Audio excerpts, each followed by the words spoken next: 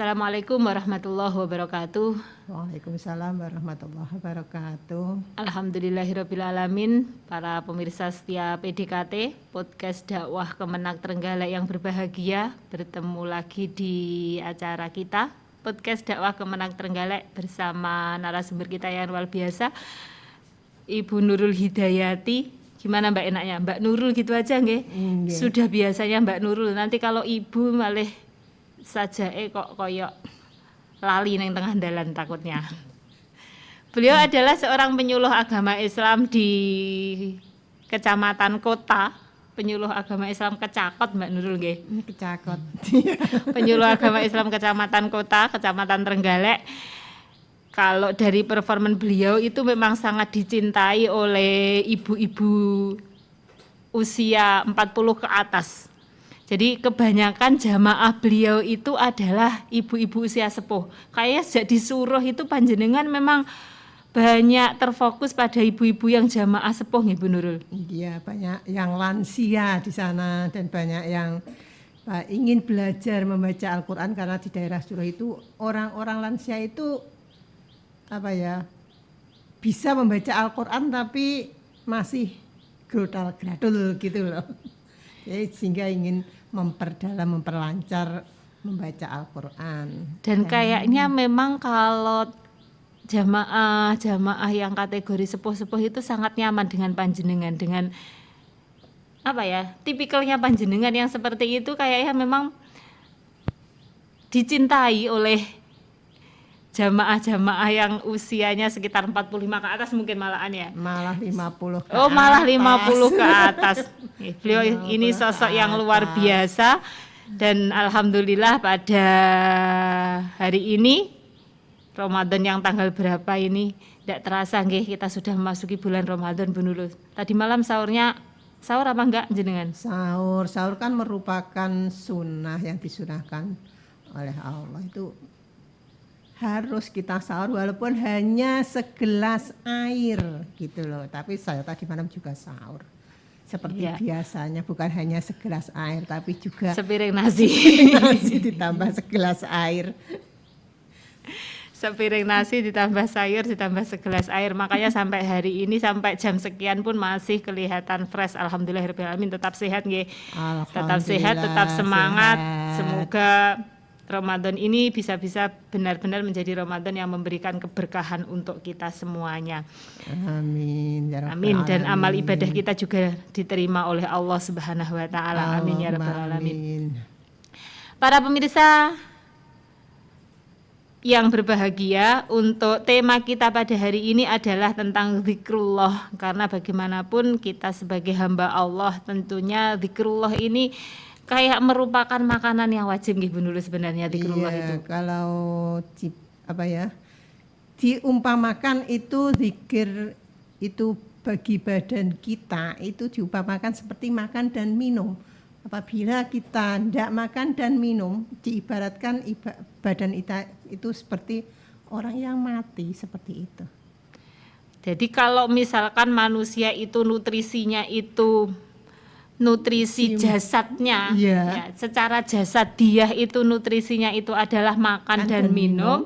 Kemudian kalau zikir itu adalah nutrisi rohaninya.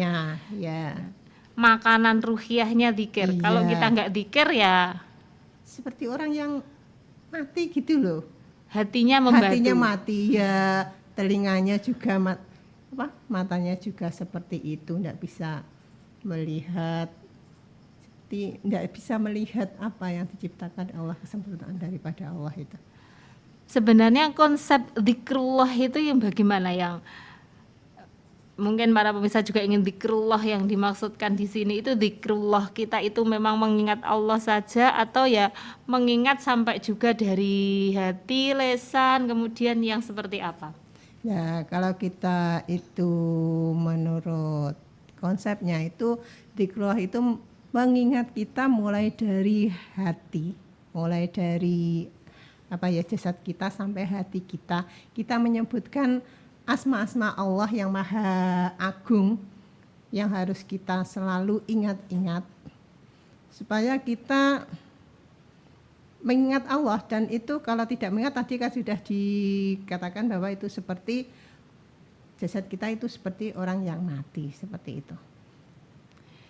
Kalau misalkan satu contoh penerapan dalam metode dakwah panjenengan untuk mengajak para jamaah mengingat Allah itu bagaimana yang diterapkan ke jamaah gitu? Ya, kalau kita menerapkan ke jamaah itu bagaimana kita lebih mudah mengingat pada Allah dan kita zikir kepada Allah, itu saya beri contoh itu seperti ada yang pujian di mushola itu subhanallah walhamdulillah wala ilaha illallah wallahu akbar. Itu kan lebih mudah kita ingat dan mudah kita lafadzkan, seperti itu. Saya beri tips seperti itu yang zikir kepada Allah. Dimanapun kita berada dan dimanapun kita tempatnya, walaupun kita sedang berbaring, kita masak di dapur, itu bisa kita ucapkan seperti itu. Dan itu yang paling mudah diingat, ringan, dan saya pernah membaca sebuah hadis yang mengatakan bahwasanya 4 kalimat itu adalah 4 yang dicintai, kalimat yang dicintai oleh Allah Subhanahu wa taala. Subhanallah walhamdulillah wala ilaha illallah wallahu akbar. Dari manapun kita memulai. Begitu nggih. Saya kayaknya pernah membaca itu adalah 4 kalimat yang merupakan kalimat yang dicintai Allah Subhanahu wa taala. Oh, sebelumnya saya juga pernah jenengan dulu di Suruh ya, bener ya? Iya. Suruh itu kan sebuah wilayah pegunungan. Tentunya panjenengan juga gimana ya, ada trik-trik khusus untuk pendekatan untuk masyarakat Suruh yang tentunya berbeda dengan wilayah domisili panjenengan yang cenderung ke arah kota. Bagaimana dulu waktu panjenengan itu jadi penyuluh di Suruh? Di Suruh itu kita mengadakan rutinan 1 bulan sekali di desa. Mungkin di desa Ngerandu itu 1 bulan sekali, dan mungkin nanti bergantian dengan penyuluh non PNS seperti itu, karena lokasi yang daerah pegunungan itu loh Bu Ati, sehingga saya tidak begitu berani, terus terang saya tidak begitu berani di daerah pegunungan, sehingga nanti kalau ke sana ke daerah pegunungan itu saya bersama-sama dengan penyuluh non PNS. Tapi kayaknya panjenengan juga kemarin membentuk majelis yang ada di dekat masjid itu nggih, dekat masjid Suruh, nggak jauh lah dari KUA kayaknya. Itu membentuk majelis taklim di dekat MI, di dekat KUA itu juga orangnya orang-orang sudah lansia yang kebanyakan di situ gitu loh, bukan orang-orang muda, masih sulit yang muda, itu yang tua-tua itu. Ya alhamdulillah dia eksis. Tuh juga mintanya belajar membaca Al-Quran, ada yang dari Iqra, ada yang sudah Al-Quran dari awal, ada yang masih Iqra 2 seperti itu. Nah sekarang itu sedikit demi sedikit itu mulai bisa akan huruf-huruf hijaiyah tersebut. Sebenarnya sebuah hal yang sulit ya, kalau misalkan kita memulai mengajari anak-anak membaca Al-Quran, itu kayaknya gimana ya, lebih mudah kan, artinya memang mengarahkan anak-anak untuk membaca Al-Quran. Saya sendiri pernah mengajak lansia di salah satu wilayah binaan saya, misalkan ini belajar membaca Al-Quran, tapi ternyata mereka itu dari segi kemauan itu juga sulit. Ini kok jenengan sukses membentuk sebuah majelis taklim yang di situ memang intens, anggotanya sudah sepuh-sepuh, tapi mereka punya azam yang tinggi, keinginan yang kuat untuk bisa membaca Al-Quran dengan baik. Itu trik-trik awal mulanya gimana ini? Mungkin para teman-teman penyuluh yang kebetulan bergabung juga perlu untuk mendengarkan. Itu yang pertama saya utarakan kepada lansia tersebut gimana ini cara membaca Al-Quran secara individual atau klasikal.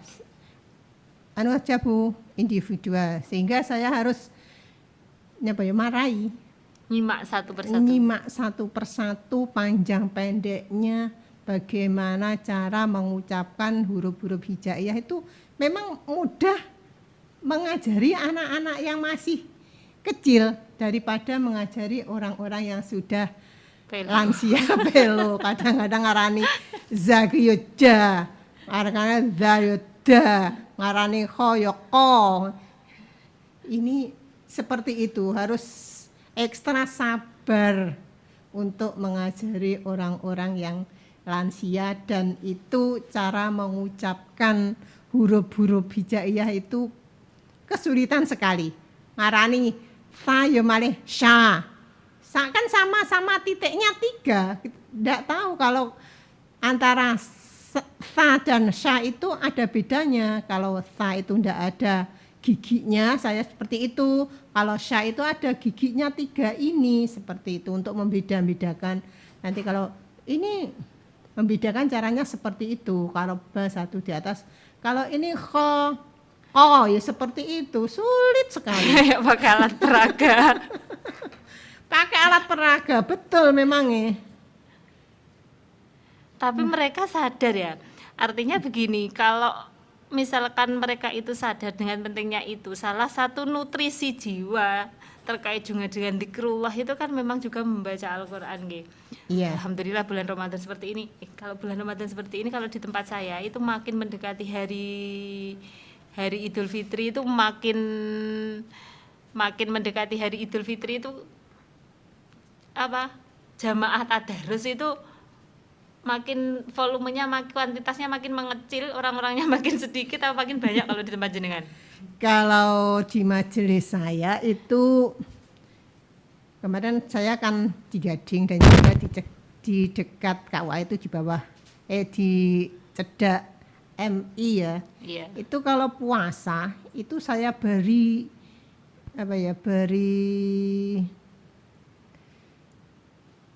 inisiatif. Saya beri untuk tetap belajar membaca Al-Qur'an sampai akhir bulan Ramadan. Dan orang-orang itu selalu minta, Bu, kalau gitu kalau bulan Ramadan diubah, Bu, ngajinya bukan ba'da karena itu Persiapan buka puasa. Itu banyak orang-orang perempuan, ibu-ibu, sehingga mintanya itu jam 11. Jam 11 siang itu Waktunya orang ngantuk itu mau juga. mau belajar mengaji sampai nanti adzan zuhur. Setelah sholat zuhur pulang persiapan untuk masak di rumah. Seperti itu mintanya jam 11 malahan. Siang-siang hari itu minta tetap belajar mengaji, dan saya beri pembinaan dan penyuluhan sebentar, kemudian ngaji. Nanti kalau Al-Qur'an saya simak satu persatu panjang pendeknya, ini gini. Jangan gitu loh, Bu. Ini bacanya gini aja. Kalau Ibu diterangkan ini ekfa, elzam itu enggak bisa nanti. Caranya maca ngene ae, Bu. Seperti itu.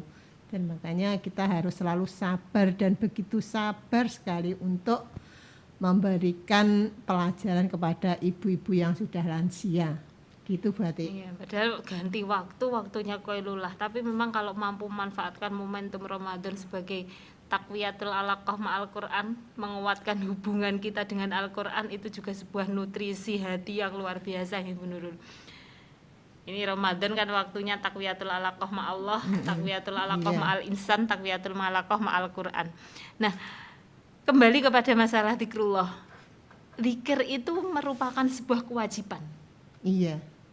Gimana maksudnya? Nah, itu banyak diterangkan di dalam Al-Qur'an kewajiban-kewajiban untuk zikrullah, seperti kewajiban kita zikrullah setelah sholat. Berarti setelah sholat kita kan zikir kepada Allah, itu juga ada di dalam Al-Qur'an, diterangkan dalam Al-Qur'an. Jadi saya ayatnya saja, yaitu surat An-Nisa ayatnya 103, itu perintah untuk zikir sesudah sholat. Jadi ada perintahnya juga bersolat, bukan sabit sholat lancing lah ngarani. Salam lencing. Iya, lancing. Jadi kita harus mengingat kepada Allah bahwa kita itu diciptakan oleh Allah, dan waktu-waktu sholat, waktu-waktu setelah sholat itu waktu-waktu yang mustajab untuk kita berzikir kepada Allah, minta kepada Allah, berdoa kepada Allah, seperti itu. Kemudian yang kedua yaitu berzikir setelah kita melaksanakan puasa. Waktu berbuka. Setelah puasa selesai itu kan hari raya ya berarti. Nah, malamnya hari itu raya. kan Malam kan tanggal 1 malam Syawal. 1 Syawal itu kan kita bertakbir, itu kan juga berzikir kepada Allah, itu juga ada perintah dalam Al-Qur'an berarti seperti itu. Nah, padahal malam-malam itu kadang-kadang kita terlalu meluapkan euforianya hari raya, kemudian gak sido dikir, nyepak-nyepak nih jajan, anak kecil lari-larian, bersenang-senang, bersenang ria untuk apa ya, menyambut hari Besok raya bodoh. besok bodoh. selesai Ramadan kayaknya bukan malah sedih tapi malah bahagia. Bahagia, padahal itu oleh Allah diperintahkan juga untuk berzikir, makanya disunahkan untuk melantunkan takbir seperti itu. Terus kemudian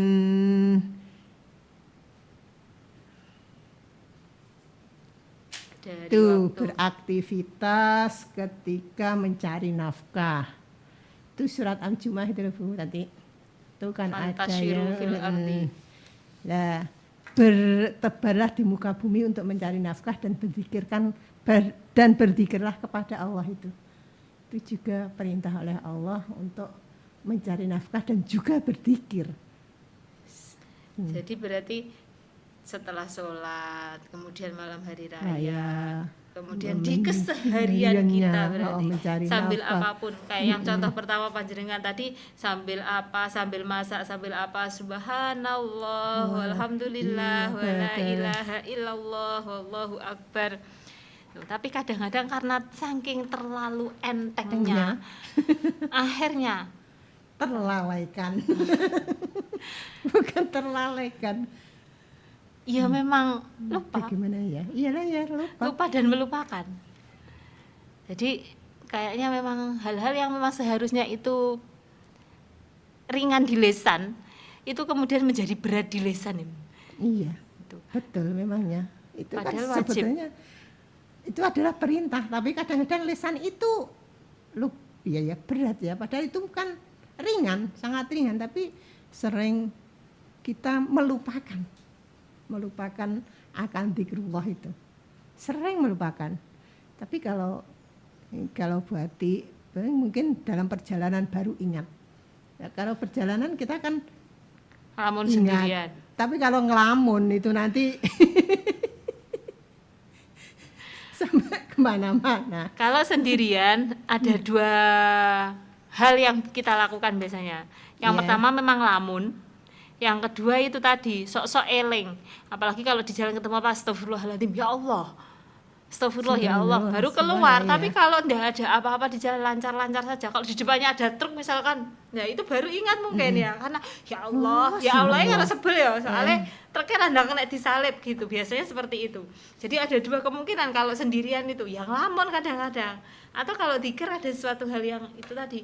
Nah, kalau sama-sama orang itu ada banyak kemungkinan. Salah satu faktor yang paling utama itu biasanya gak dikir Bu, tapi ngerasa nih. Tapi ini pengalaman bagi saya Bu Ati. Itu mungkin Bu Ati juga ingat waktu saya kecelakaan ya. Pernah kan saya pernah jatuh. Oh oke, iya. Itu tuh saya ingat-ingat apa yang terjadi pada diriku kok saya terjadi seperti ini, padahal saya tidak merasa bersalah. Tetap ke depan. Ternyata apa Bu Ati? Saya tidak berpikir, itu ngelamun. Saya ingat ini ngelamun, lamunan-lamunan yang tidak karu-karuan sehingga saya disantap dari belakang seperti itu. Padahal disantap dari belakang loh ya, Iya. nggak dari depan loh. Bukan dari depan, itu dari Nggak nyantap belakang. kita, maksudnya kita nggak nyantap, yang nyantap Enggak, belakang. belakang. Peringatan. Peringatan bagi Allah, makanya di perjalanan itu kita harus zikrullah. Ini pengalaman yang luar biasa. Sampai berapa hari nggih jenengan kemarin itu sempat tidak masuk itu gara-gara itu juga karena faktor utamanya ternyata pikiran kita yang nggak fokus. Tidak fokus kepada, sebetulnya kita juga fokus ke jalan raya, tapi pikiran yang lantur kemana-mana. Dari depan itu tidak ada mobil, tidak ada sepeda motor kok. Saya kok guling, ternyata dari belakang yang nyantap saya. Tuh, Makanya Allah mengingatkan, ya Allah mengingatkan kepadaku untuk selalu zikir kepada Allah, itu zikir kepadanya. Fi ayyi makan, dimanapun tempatnya, di ayyi zaman, dimanapun masanya. Tapi ya itu, memang kadang apa ya, yang membuat, menurut saya yang membuat kadang-kadang membuat kita itu kehilangan kesadaran kita akan pentingnya zikir, ya itu kadang lupa, maslab gitu aja sudah Iya. lupa. Kalau ketemu Betul. orang yang dibicarakan bukan zikirnya, selesai. Bahkan di majelis zikir saja kadang-kadang kita nggak zikir, muter tangan, muter jiji, tapi muternya nggak pakai tasbih atau apa yang diputer ini, medsos. Makanya dikatakan itu medsos. Apa itu? Dulu pernah ada yang mengatakan itu apa, Bu? Setan Gadget. gepeng. Setan gepeng, gadget setan gepeng ya. HP setan gepeng. Iya. Setan yang bisa dipegang. Iya. Umumnya itu kan nggak bisa dipegang ya setan itu. Iya, tapi ini kan bisa dipegang. Bisa dilihat. Wong nggak ada assalamualaikum warahmatullahi, assalamualaikum warahmatullahi. Ingat tadi, tadi saya mau ngabari siapa ya? Oh iya, saya mau ngabari siapa. Ternyata kemudian yang kita pegang HP mau ngabari, nggak cuma ngabari saja, tapi malah membuka aplikasi-aplikasi Yang lainnya. lain. Setan benar-benar gepeng lagi, enak dipegang. Ya, itu setan Sehingga gepeng. lupakan kewajiban.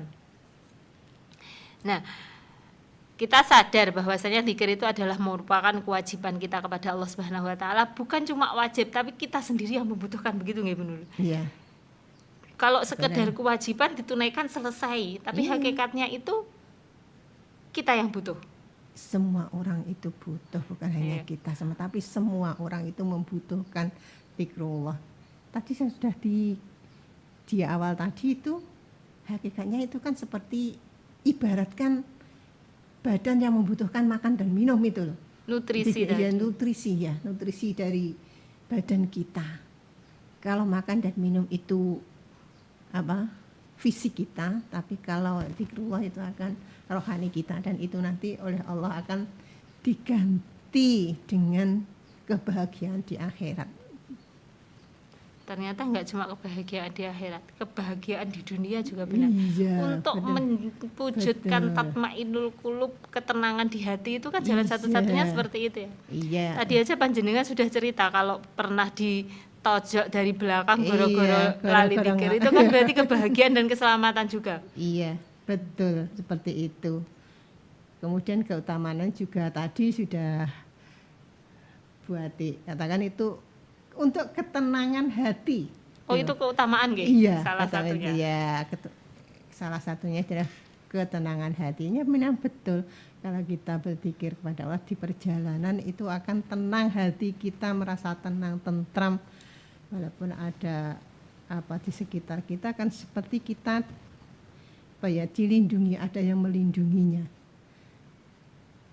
Ada apa di depan, subhanallah, itu kadang dilindungi, walaupun ya Allah masih melindungiku. Ya katanya tadi berarti sudah bilang di depan ada truk, kita baru sadar truknya ngerem dadak. Kayak kemarin waktu kita dolan sebelum puasa, kita dolan ke Jogja itu ya. Iya. Tiba-tiba truknya ngerem mendadak. Kendalanya semua yang tidur itu terbangun semua. Tapi lesan itu memang kalau tidak terbiasa untuk mengeluarkan dzikir, kondisi terkejut itu yang keluar juga bukan dzikir loh menurut ya. Kata-kata yang lain. Kata-kata yang lain. Jadi memang mungkin Bu Nurul punya tips nggih untuk membiasakan, baik itu lesannya juga langsung bisa muni, kayak kalau menurut Imam Ghazali, akhlak itu kan segala sesuatu yang keluar itu secara langsung tanpa harus dipikir terlebih dahulu. Bukan akhlak kalau kita jatuh dadak mikir lah beberapa detik kemudian mikir, baru 1 menit baru ketemu, oh innalillahi wa inna ilaihi rajiun. Itu kan menurut Imam Ghazali bukan akhlak ya. Karena akhlak itu yang datang secara spontanitas. Nah, ada tip khusus mungkin biar bagaimanapun dzikir itu kemudian menjadi sebuah rutinitas kita yang terjadi secara spontanitas. Itu bagaimana Bu Nurul? Kalau tipnya, kalau saya ya, Relatif itu yang lebih mudah yaitu setelah sholat kita zikir, ketemu apapun kita biasakan untuk zikir, mengucapkan zikrullah itu. Lebih mudah itu setelah sholat. Kemudian apa yang jatuh, kadang kita berzikir. Kemudian di pembaringan hati lebih mudah sambil kita berbaring itu kita biasakan waktu mau untuk tidur? Bisa untuk mau tidur bisa, atau mungkin waktu leyeh-leyeh seperti itu loh. Sambil kita zikir kepada Allah, mungkin itu bisa untuk menjadi tip-tip kalian. Dan di perjalanan itu diusahakan untuk zikrullah, berzikir kepada Allah seperti itu. Sekarang kan Bu Nurul sudah pindah ya. Ini mungkin yang terakhir sudah pindah ke KUA Kota setelah dengan menyampaikan tips-tips zikir, dan juga memang zikir merupakan nutrisi tubuh kita yang harus kita pelihara. Artinya memang kayak makanan kita butuh zikir, kayak nutrisi kita juga butuh. Apa gunanya badan sehat ketika juga jiwanya kosong, begitu kan? Iya, betul. Sehat, kuat, Betul. kuat poso, kuat apapun, ternyata jiwa kita kosong tanpa zikir juga kemudian kemanfaatannya bagaimana. Nah, jiwa kita penuh zikir, badan kita lemah, lemes, akhirnya tidak bisa ibadah dengan baik juga tidak sesuai lah. Artinya kan jiwa sehat tapi badan sehat tapi rohaninya sehat lemah juga. Lemah juga. gitu, tapi fisiknya kan kita sehat, tapi rohani kita karena tidak berzikir kepada Allah, kita kan nanti rohaninya sakit seperti itu. Itu juga tidak, manfaatnya berkurang juga. Iya. Rohaninya kuat, banyak zikir kepada Allah, tapi jasadnya juga masih lemah karena makannya tidak teratur. Kalau puasa itu makannya pasti teratur, Bu ya. Waktu buka sama waktu sahur. Tapi malam hari setelah tadarus kadang-kadang ya lapar. Makan lagi. Padahal itu nggak baik juga. Juga nggak baik itu untuk tubuh. Setelah sahur tidur, itu juga nggak baik.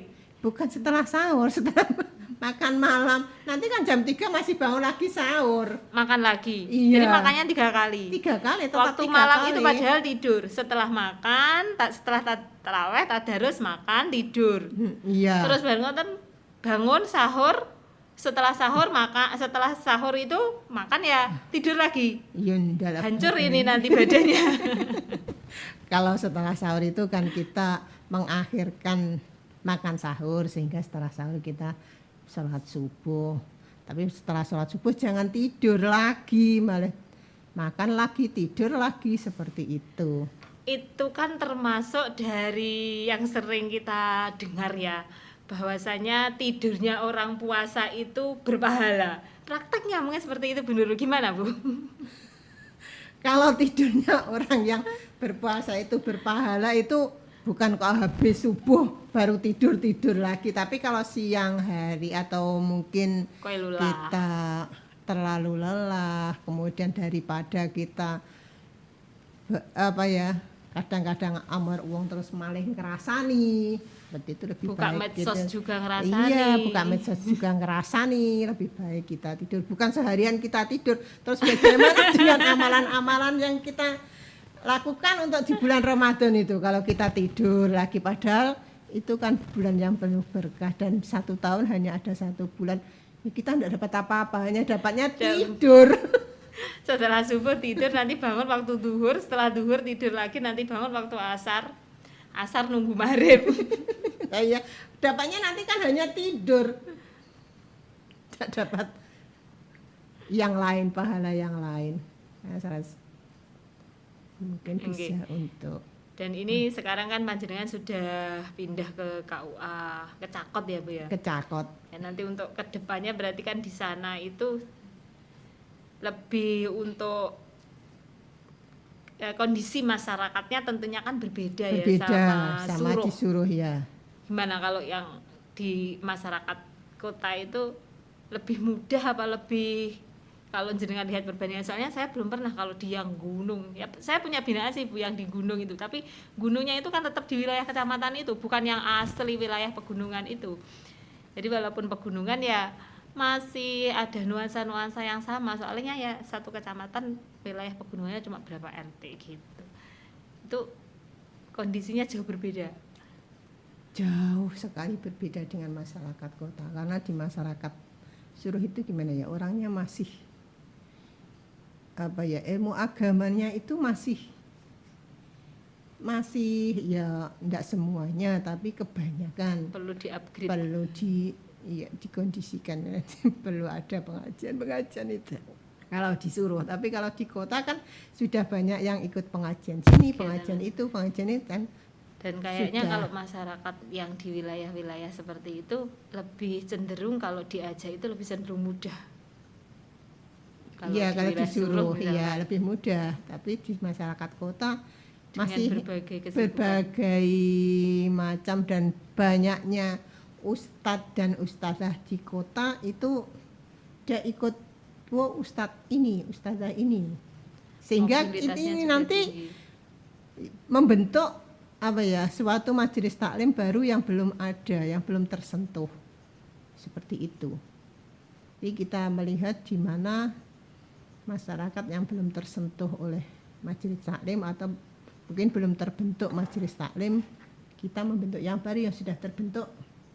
Biarkan seperti Potensi itu ya. pendataan wilayahnya perlu ditingkatkan lagi ya Iya. kalau begitu, kalau kita masuk ke wilayah Betul. perkotaan lebih rumit daripada Nah, terus ini nanti Wilayah mencari majelis taklim yang layak mutu wilayah ya seperti itu.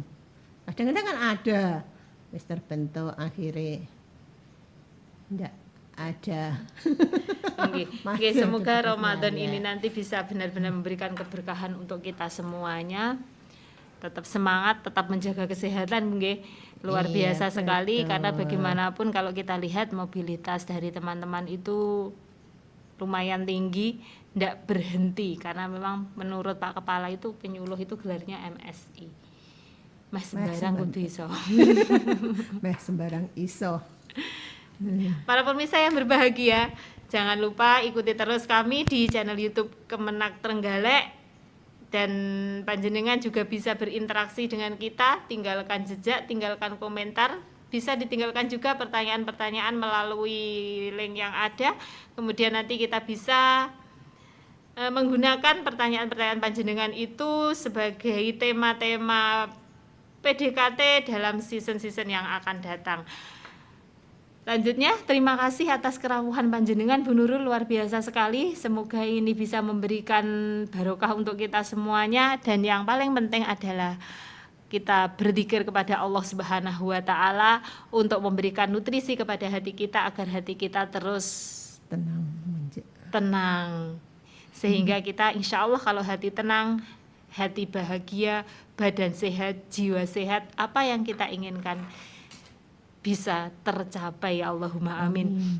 Monggo ini nanti terus setelah ini kan kita mempersiapkan buka puasa menurut biasa ibu-ibu rempong di belakang. Memangnya apa ya, ibaratnya konco wingking kalau sudah sore untuk mempersiapkan menu buka puasa. Ya. Kami ucapkan juga selamat beribadah puasa untuk pemirsa semuanya. Dari kami ada kurang lebihnya mohon maaf. Wallahul muwaffiq ila aqwamit thoriq. Wassalamualaikum warahmatullahi wabarakatuh. Waalaikumsalam warahmatullahi wabarakatuh.